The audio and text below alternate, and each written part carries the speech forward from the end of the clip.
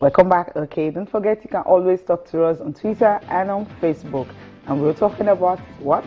Women's, of course, the women's game. The Super Falcons, of course, will start the defense of their title on Sunday. And the Falconets will also be in action on Sunday. Their last group game against Spain. Can they make it out of that group? And for the Super Falcons, can they really retain the title? The media officer will be talking to us this morning. Of course, if we can also get one or two players talk with us, they should be talking to us from Cameroon. They arrived Wednesday evening. And of course, yesterday they had to take a stroll out and also had to do some very funny things, work girls can actually do. I'm talking about just take a stroll around their environment and all.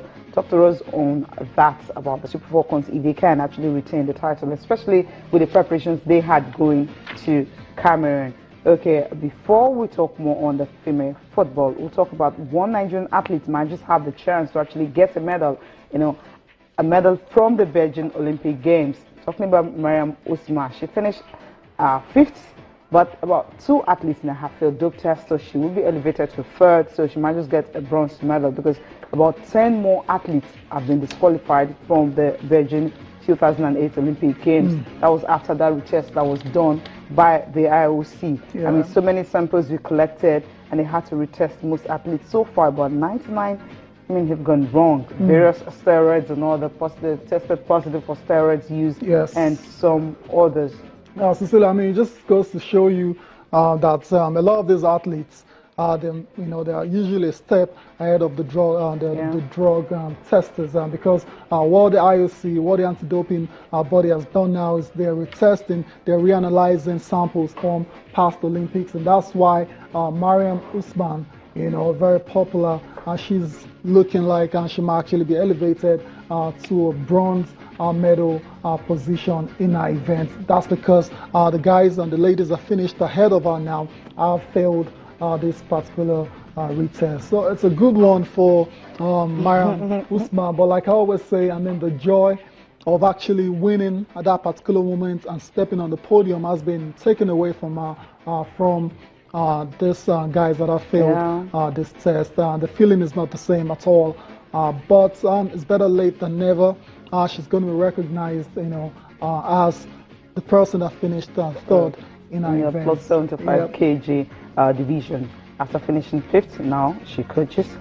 A bronze medal is on the way. And if you look at the total samples collected by IOC, 98 from the 2008 and 2012 games, and of course, I'm talking about the ones that actually returned positive now. The tests were many, but 98 samples came back positive. So at the end of the day, so some athletes were actually lifted up.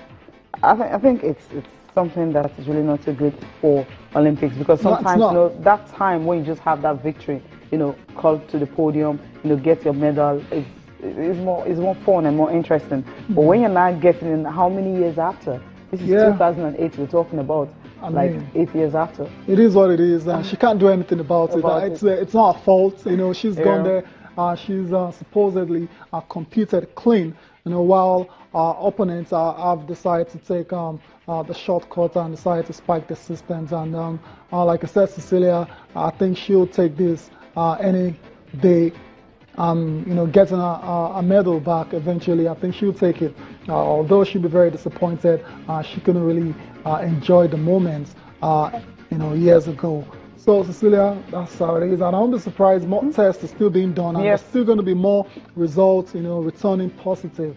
It is very, very sad, but I'm not surprised at all. Athletes, it's very fine margins at that very level. So, you see athletes, trying to get advantage for themselves, and a lot of them resort to illegal means, using drugs, prohibited substances and everything and all that. So it's not a good one at all, Cecilia. So if you get caught, this is what is likely to happen to you. You might have celebrated all these years, but if you get caught, they can still take back your medal, still take back your money, and you can just go downhill from there. Get suspended. So 2 years, 4 years do that? Depends if it's a second offender and all that.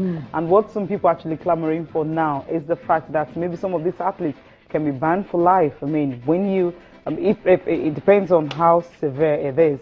Once you're test positive for steroids and some other banned substance and all that, then you can go life ban. But if it's meldonium or something like that, it's 4 years ban. But then I think maybe life ban, if that starts, I think athletes will have to think twice to think twice before they can even think of putting anything into their mouth, because you're responsible for whatever you take, whether it's a mistake or whatever happens. But then you know you're always responsible for whatever that gets into your mouth. No excuses. Strict liability policy. That's what they operate on. And so as an athlete, you have to be extra careful and